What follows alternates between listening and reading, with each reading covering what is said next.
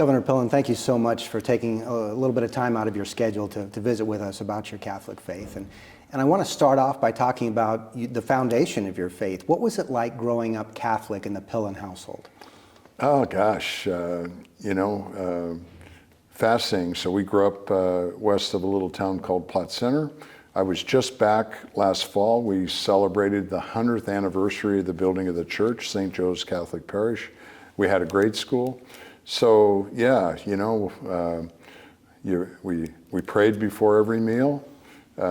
We went into church on Saturday nights at least every other week for reconciliation. There was no Saturday night masses, so you did mass on Sunday mornings, and you never, ever, ever, ever missed mass. And faith's a huge part of growing up, and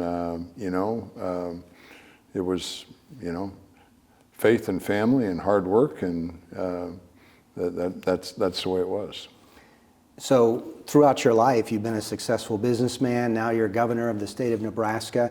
How has your faith played a part in your personal life and your professional life? Yeah, I think that I talk about it a fair amount. Number one, never been comfortable talking about it, right? It's stuff we keep private, and as I tell Nebraskans, I think it's really, we've missed it in the last 50 years, and I think it's one of the reasons why silly things have happened as we've been duped into about this separation of public and faith. And so, yeah, I'm a believer that we need to talk about it, and so I've kept it very, very simple. As I say, I'm a sinful slob, but I'm grateful for faith. I don't do anything different than I've done my whole life. I pray to God, ask Him to help me do His will. I ask Him to keep me positive no matter who I interact with, no matter what the circumstances are, because I've never had a good experience going negative.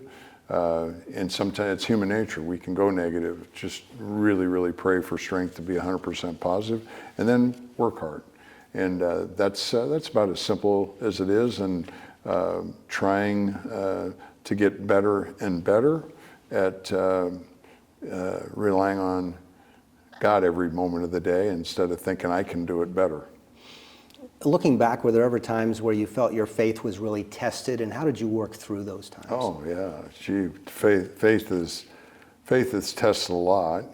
When this calling happened, I had an extraordinary moment. Probably 5 months into the campaign, I was exhausted. I was learning to talk about things I'd never talked about. I was so uncomfortable. After I was doing 5 events a day. After every event, I was sweat down to my belt buckle. And I went and saw Father on a Sunday morning and just said, I don't think I can do this. Even though it was a calling, but I think I'm going to give up.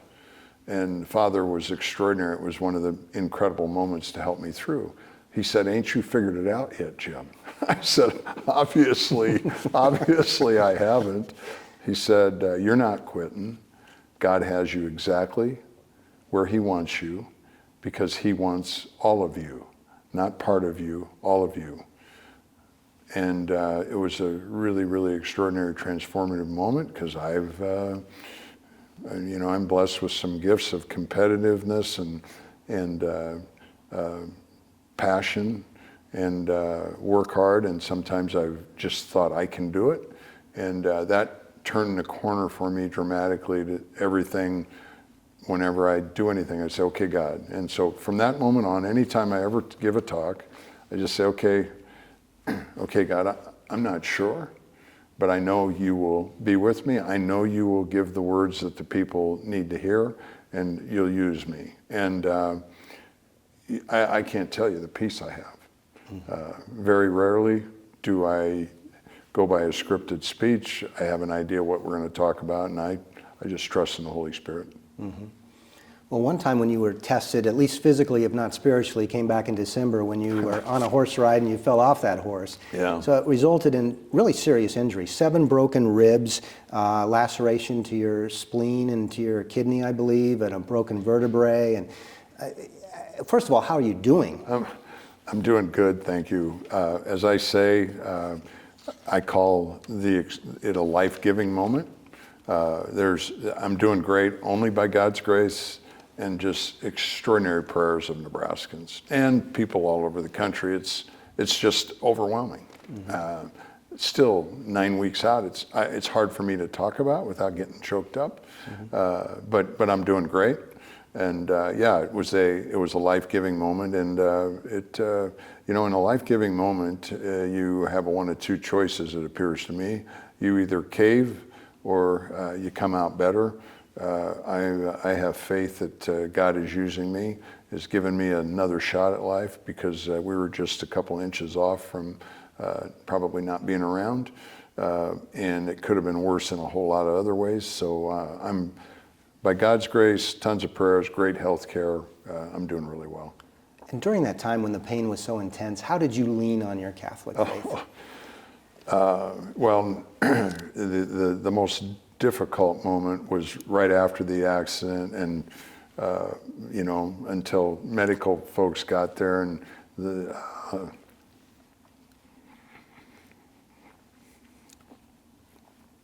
when my daughter got there, and she started praying over me, I knew it was pretty bad. And then when the hospital tells me that I wanted to stay at home, stay at Columbus, and they said, Jim, we need to get you to level 1 trauma center. So I served on the Columbus Hospital Board and then Nebraska Medicine, so I knew what that meant. And then when we did the helicopter ride, and I like riding in helicopters, but not on a stretcher. And that one was tough. I didn't think I was going to make it, and I just kept praying and praying and praying, because I thought I'd never experienced anything like it. So the pain was unbearable. And got to Nebraska Medicine. They did more tests. The pain was unbearable. Then we got started. They fixed the spleen and kidney first. But the pain for a few days with all the broken ribs moving, that was unbearable. I liked it. Before that time, I thought I was a pretty tough guy. But they'd say, the medical personnel would say, "What's the pain on a scale of 1 to 10?" And my answer was 15. And so, I'd look at the clock and I'd say, okay, God, how you going to get me through the next hour? Because I can't make it alone. Mm-hmm. So faith is the only solution. Of course, my family and so many people helped there, and I'm just incredibly grateful for my faith. I don't worry about things. I don't have anxiety. I just pray, and I'm trying to get better. That every moment of the day, I'm saying, okay, God, where do we go now? Mm-hmm. Instead of saying, okay, Jim, where do we go now? Mm-hmm. Trying to get better and better. And this giving moment's helped clarify it for me. Yeah. And there's so many examples of suffering in the Bible, and then of course the church has its martyrs and Jesus Christ himself, who suffered so much. What did you learn from your suffering, or are you learning from your suffering? Yeah, no, it's a great question. And I think what I'm learning, where my heart has gotten pierced deeper, maybe more scales have fallen off my eyes. What I'm learning to do is just talk to God all the time. He's my best partner. Mm-hmm. Trust the Holy Spirit is alive and well, and the Holy Spirit's everywhere. I have so many moments I go, holy cow, how that's amazing. Mm-hmm. So just having 100% trust, and just quit the sinful thinking me can do it. And so what I've learned, the other piece is when we're talking right now, I'm giving you everything I got. I'm focused on the present moment. Somebody might say, what do you got later this afternoon? I have no idea. I don't care what I have. I'm focused in the here and now, and we'll worry about this afternoon when this afternoon comes. And so I'd say those are the things that have become really, really crystal clear in my mind, is being the present, being the present moment, being a present moment with who I am. That's the purest apostolic love I know. Well, I'm sure you have a new appreciation for life, but you've always been an advocate for life. You've stood up for pro-life causes, and obviously when it comes to that, huge victory in the election last year with the passage of the pro-life initiative and the defeat of the abortion initiative. Where do you think that movement, where does that battle go from here, though? Yeah, well, I think it's a great question. I think, as I have said, number one, I've been incredibly grateful for the leadership of our bishops in Nebraska and other churches where we took it to the church. This was a battle against evil, and we didn't worry about, this was not politics. This was a battle against evil, and that we took it, I think I went to Mass over the 6 weeks in churches in all three dioceses, and every one priest talked about how incredibly important it, and that played a gigantic role. There was a lot of people that did awesome stuff, but if we hadn't taken it to the pulpit, I think it would have been a different thing. And I think where we go from here, I think number one, that message is really important. When we're talking, there's a whole lot of values issues that are not political. We have to have leadership from the church. This was a beautiful example. Number one. Number two, I think where we go from here is way more conversations and talk about life and love. One of the favorite things that I try to do is talk about is, holy cow, when we talk about pro-life, if each one of us would brag about our mothers, if we all bragged about our moms, how would a young girl ever have a thought of other than life and love? And then lastly, we all have to recognize that we all have a responsibility to help young women that find themselves in a set of circumstances that they don't know how to handle, that we have more support wrapped around them. And that's nothing but another piece of life and love, so that every baby has a chance. We were just with our cabinet members this morning, and we're making incredible impacts. This last year, we had 496 little people adopted. And so, those are all the things we need to do: support, educate, and wrap a lot of love around people to help them in the most vulnerable times. And when it comes to abortion, or adoption, you know all about that, don't you? Yeah, it's life-giving stuff. It's when we became empty nesters, and Suzanne brought a little guy home that was in trouble, and he's 20 years old now. And as I love to tell people, if you haven't experienced the presence of the Holy Spirit in your life, if there's things that happen in your life and you say, wow, isn't that amazing, or what are that happenstance? Well, Isaac, I met him when he was 4 weeks old, and his middle name, of course, is James. Had no idea. So that wasn't happenstance. That was the Holy Spirit's plan from the moment of his time. Yeah. Well, when you're in politics, you're going to run across issues that don't always align with your faith, whether it's the death penalty or the Catholic bishops just sued the Trump administration over payments for refugee care. How do you deal with that when you're faced with an issue that may not align perfectly with your Catholic faith? Yeah, well, life is never perfectly black and white, right? So I keep the faith, and there are things that are law, and as I say, it really doesn't matter what I think. My job as governor is to execute the law. And so, that's how I view it. It's just not possible it's not possible for us to agree on 100% of everything. And that's okay. I think you've said before, it takes courage to be Catholic, and especially in the public life, it takes courage. Is it difficult for you to talk about your faith publicly? Well, it used to be, but it's like I call it, we all have to get comfortable being uncomfortable, talking about things that are really, really important. And so it's just a constant evolution of a process. The more that I talk about my life's about faith, family, hard work, and the American dream, the more I say that, I get comfortable saying that. I love Isaac so much that it's never comfortable hoeing that close to the corn stalk, if you will. So your heart, bubbles and you get logs in your throat. But I think that's okay too. We're all human, and it's an extraordinary privilege to be the governor of Nebraska. But the hardcore real, I'm Jim. Nothing's going to change that. Our Catholic faith offers us a lot of role models, in addition to Jesus Christ himself, but the saints. Yeah. Do you have a particular saint that you look to? Yeah, well, I'm I love to read. I love to read the Book of James. So that's my kind of It wouldn't be normal, I guess. So I love that. And then of course Paul.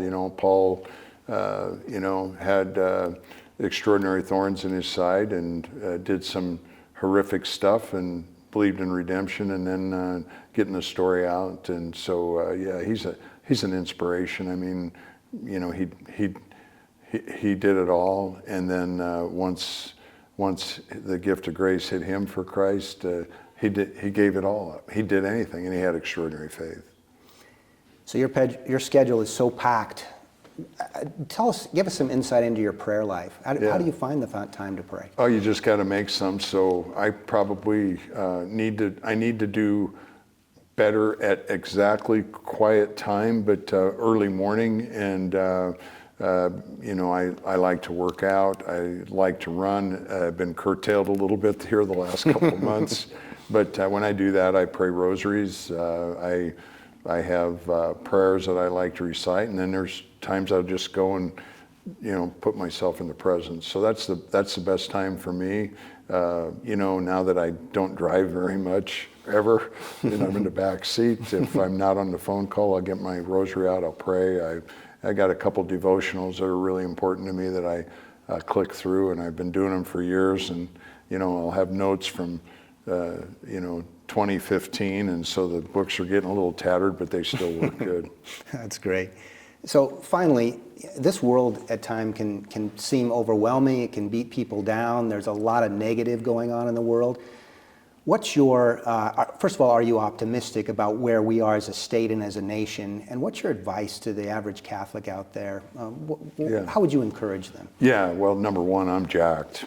I believe so much in the future. I wish I was 20 years old. So the future is extraordinary. And,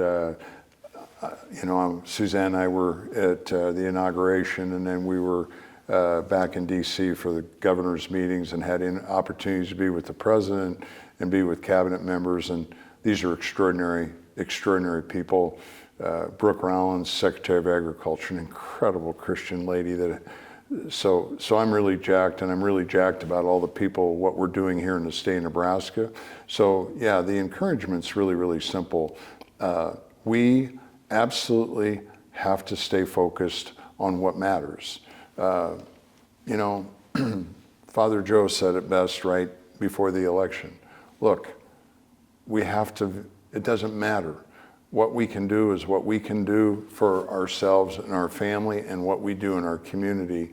I just encourage everybody, keep your faith, your prayer life, stay in oneness, and don't pay attention to all that crazy noise, because it is so far from the reality.